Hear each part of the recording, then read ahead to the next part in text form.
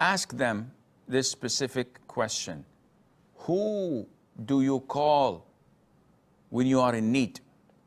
And they will all say, the one in the heavens. Because this is going back to our first episode. Islam, the religion of nature, the religion of fitrah. This is the fitrah that Allah has created us upon, to worship only one God, and that is Him. So this is part one. The Prophet ﷺ used to disseminate anything related to God's worship other than Allah.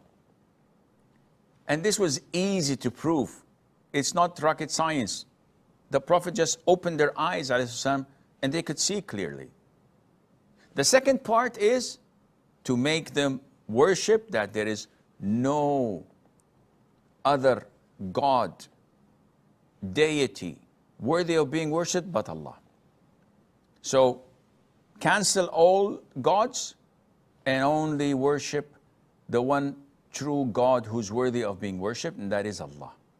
And that is also easy to prove to them, that He's the creator, that He's a facilitator, that He's a sustainer, that He's the giver of life and death. All of these things are with Him. The third aspect is to engage them in the concept of resurrection and life after death and the day of judgment, because this was one of the main issues they did not believe in. How is it possible when we are turned into dust, when our bones are gone, that we are resurrected?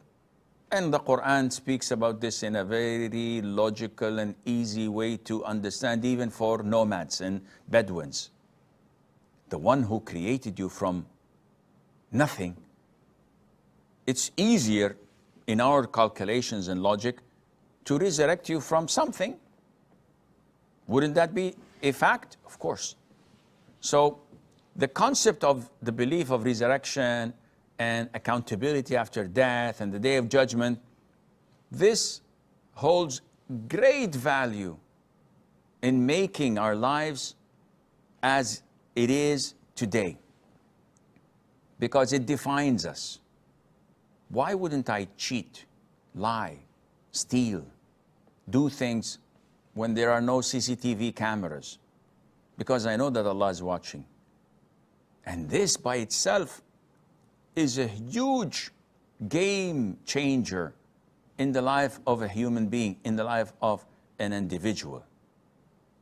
After that, the Prophet focused ﷺ on two main things: on how miraculous the Quran is, which till date stands challenging. And this is one of the basics, and we will, inshallah, devote an episode for the Quran as being one of the basics in our religion that has been overlooked and ignored by many Muslims.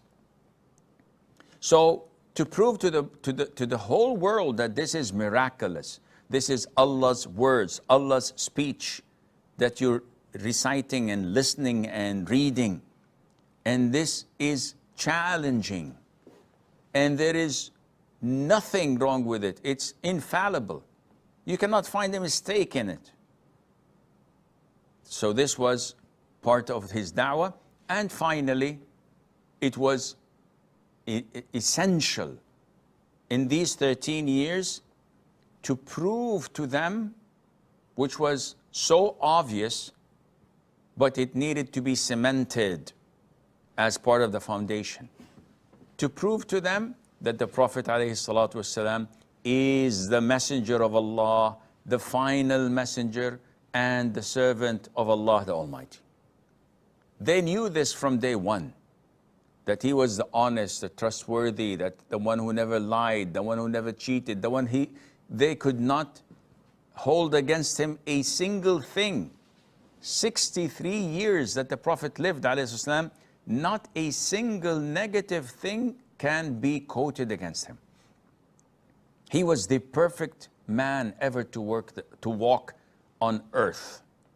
So this needed to be continuously preached and shown and proven for them that he is the servant and the messenger of Allah Azza wa Jal.